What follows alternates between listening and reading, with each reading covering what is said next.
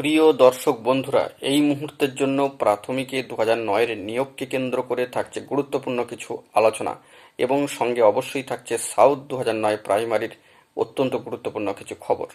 তাই ইন্ট্রো না দিয়ে আমরা মূল আলোচনায় চলে যাব। বন্ধুরা, আপনি নিশ্চয়ই কাট অফ ডেটের মধ্যেই মামলা করেছেন, অর্থাৎ পিটিশনার মামলা দাখিল করেছেন মহামান্য কলকাতা হাইকোর্টের বেঁধে দেওয়া সময়সীমার মধ্যে।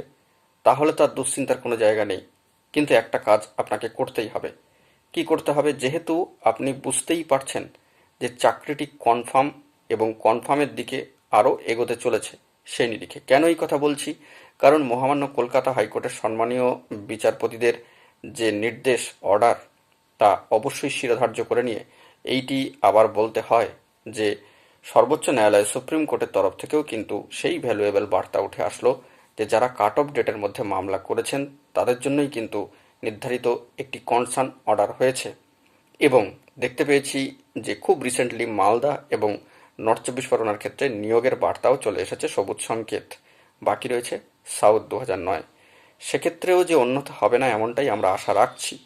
তবে অবশ্যই যদি আপনি কাট অফ ডেটের মধ্যে মামলাকারী হয়ে থাকেন এবং পিটিশনার হয়ে থাকেন কাট অফ ডেটের মধ্যে, তবে কিন্তু আপনাদেরকে 28/2/2025 ডিপিএসসি আসতেই হবে। সাউথ 24 পরগনা প্রাথমিকের ডিপিএসসি অবশ্যই ডায়মন্ড হারবারে আপনাকে আসতে হবে অবশ্যই সকালে।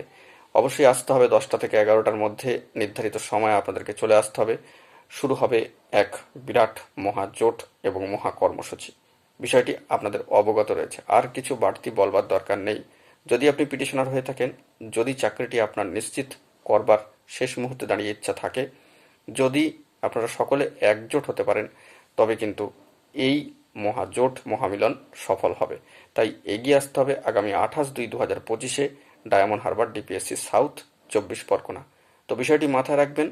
ইতিমধ্যেই সুপ্রিম কোর্টের নির্ধারিত একটি বার্তা উঠে এসেছে, যারা কাট অফ ডেটের বাইরে মামলা দাখিল করেছিলেন অর্থাৎ পিটিশনার হতে পারেননি, তো সেক্ষেত্রে সেখান থেকেও কিন্তু বার্তা উঠে এসেছে যে তারা কিন্তু যে মামলা দাখিল করেছিলেন সেটি কার্যত খারিজ হয়ে গিয়েছে। অর্থাৎ সেই অর্থে কাট অফ ডেটের মধ্যে যারা মামলা করতে পারেননি তারা তো নন পিটিশনার। তো বিষয়টি আপনাদের কাছে যারা পিটিশনার হয়েছেন অনেকটাই কনফার্ম হয়ে গিয়েছে কি ইঙ্গিত বা কোন দিকে বার্তা যেতে চলেছে। তো সকলে আসুন, নিজের উদ্যোগে, সকলের প্রয়াসে এবং সার্বিকভাবে লক্ষ্য পূরণ করতে সকলে এগিয়ে আসুন। এখন এটুকুই, ভালো থাকবেন, চ্যানেলটিকে সাবস্ক্রাইব করে রাখবেন। ধন্যবাদ।